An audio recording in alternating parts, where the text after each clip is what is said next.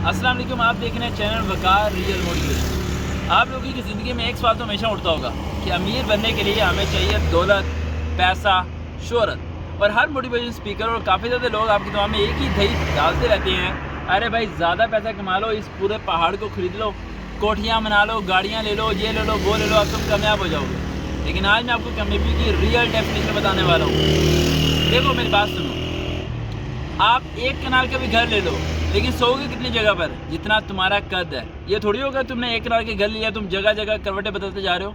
तुमने गोश्त खाया है, दाल खाई है, तुम्हारे पेट के बाहर किसी को नज़र नहीं आता। लेकिन इतना ज़हन में रखो, हलाल खाओ हराम खाओ, किसी को पता तो नहीं चलेगा, लेकिन तुम्हें तो पता होगा ना कि तुमने हलाल खाया या हराम खाया। तो लाइफ में कामयाब शख्स उसे कहते हैं जो हलाल खाता है। कामयाब उसे नहीं कहते जो हराम कमाई से मशहूर, अमीर और दुनिया को दिखाने के लिए गाड़ियाँ, कोठियाँ और बेईमानी तरीके से सारी चीज़ें परचेज़ करता है। अरे भाई हलाल खाओ, थोड़ा खाओ, ये ज़िंदगी आर्जी है, हमेशा यहाँ पर रहने के लिए आए।